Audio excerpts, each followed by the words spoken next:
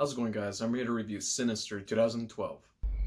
I didn't want to move here. We couldn't afford to live in the old house anymore. Plus, the new story I'm writing is here. Is the story a good one this time? I'm gonna write the best book that anybody's ever read. I got a really good feeling about this. This movie stars Ethan Hawke, and he plays a true crime author, Ellison Walswell. He wrote a book 10 years ago about a murder that took place, and pretty much it's like a blood money type book. He got off money because he written stuff about real life events, and yeah, like I said, he's just a true crime author. I forgot to mention, this movie is directed by Scott Derrickson. Scott Derrickson, he made Hellraiser, Inferno, he made Doctor Strange. He also made Deliver Us from Evil with Eric Bana. So Oswald is trying to recapture the success of his first book, so that's why he moves to he moves to the same house that the very occupants was murdered, that he written a book about, so that way he can try to investigate what really happened in the house. And of course, he has a wife and 2 kids. His family doesn't know that they moved in the house where the last occupants pretty much were killed. Occupants that was killed in the house, it was a family, and a child that was part of that family is missing, like a little girl. So he's doing whatever it takes to, I guess, research to find this girl and to write a book about it. So that way, like I said, he tried to recapture his success of his first book. So as they're moving in, Ellison, he goes up to the attic, and then he finds a box full of home tapes, home videos.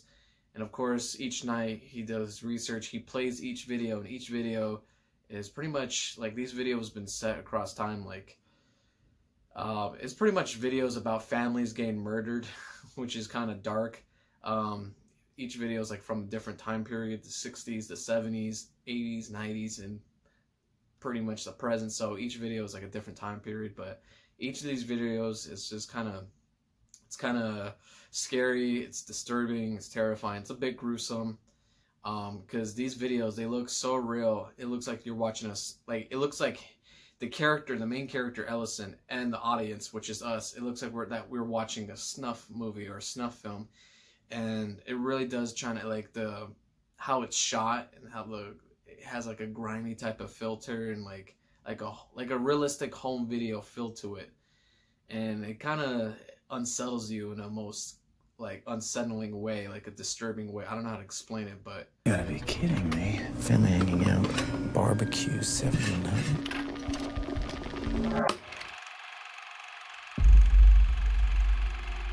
That's the family who lived here. of course there's more to it than that. There's a supernatural element to it. The one who's responsible for these murders is actually a demon, an entity called the Bughuul. And the Bughuul is pretty much the taker of children, like I said, just the taker of children. The children, or one child from each family, is doing the Bughuul's bidding, so pretty much the child's influenced by the evil, and the Bughuul makes the child pretty much murder their family, which we don't know that till later on in the movie. But even Oswald's son and his daughters, they're going through weird changes. The son's seeing weird stuff. The daughter's talking to spirits of the other children, the children that did the Bughuul's bidding. And yeah, there's a supernatural element to this story. So that's pretty much the plot in a nutshell. Oswald just trying to recapture his success of the first book, and then as he finds the home tapes, he investigates it, and there's a supernatural element to it. And he discovers that there's an entity, a demon, is a taker named Bughuul that is the taker of children. And he is pretty much doing what it takes to survive and destroy those tapes, and to never look back, pretty much. So James Ransom's in this movie. He was from both chapters of the It movies. He plays a funny character in this movie named Deputy So-and-so, which is pretty hilarious. What did I think of this movie? This movie is genuinely creepy. This movie is disturbing. When I first watched this when I was a kid, this movie actually creeped me out, especially when they show all the home videos, all the home tapes of the families being murdered. Like the way it was shot, the way it was filmed, each segment was just creepy, especially with the music behind it. Like there's no sound to what's happening. There's no like screaming. There's no like blood hurling. Obviously you see what's happening. You see the murders, but over the sounds, instead you have a creepy ass music in the background, which gives you more of an unsettling feeling. The antagonist in the movie, which I said was an entity, the Bagul, he's already creepy enough. The way he looks is pretty creepy and unsettling. He's barely in this movie though. Let's say he's in this movie for like 5 minutes of screen time. But when he does show up, it does, like, you do get scared when you see him, pretty much. You do get creeped out. And this movie doesn't rely on fake jump scares. Okay, you might have like fake quick little jump scares here and there, but for a horror movie, for a modern horror movie especially, this movie has pretty authentic jump scares, like jump scares that will shake your bone to the core. There's one jump scare specifically that got me. I'm not gonna say, but let's just say it was in one of the home videotapes. Yeah, that jump scare got me, if you guys know what I'm talking about. And yeah, so the jump scares in this movie worked very well, and it's not one of those movies, or it's not one of those jump scares where it's just like bam, like noise, and it was false alarm. No, this movie actually takes its time to build up.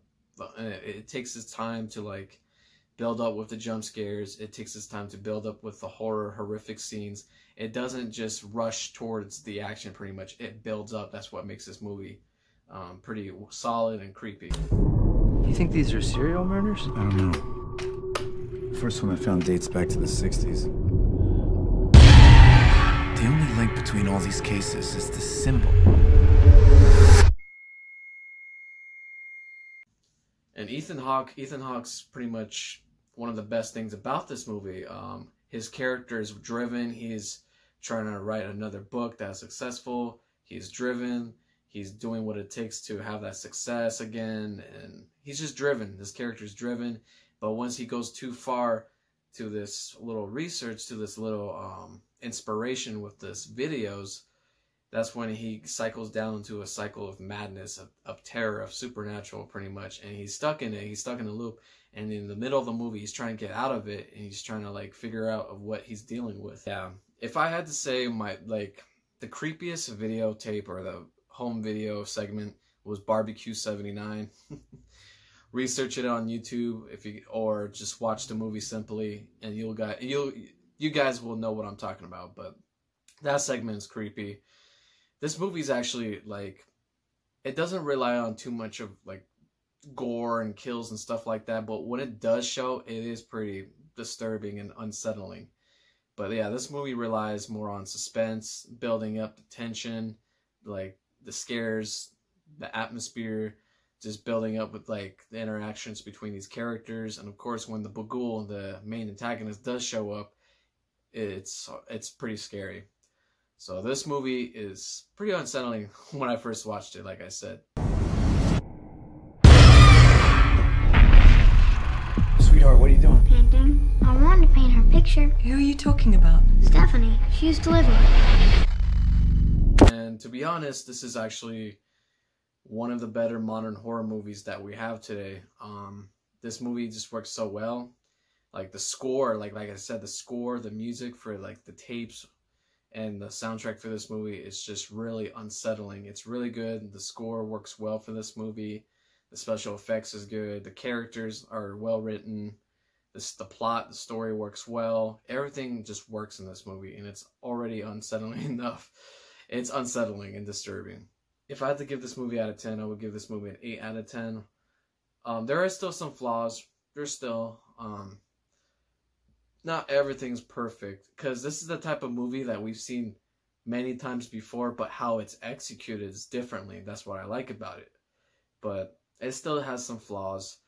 There's some other characters that are just a little bit, and then there's some things in this movie I'm like, oh, they did that, or how come they could have just do this? But I was just nitpicking out of this movie. But this movie is still pretty good. I enjoyed it. It's one of the better modern horror movies, so 8 out of 10. So that was my quick review of Sinister 2012. Please leave a like, subscribe, and leave a comment, and I'll see you guys in the next one.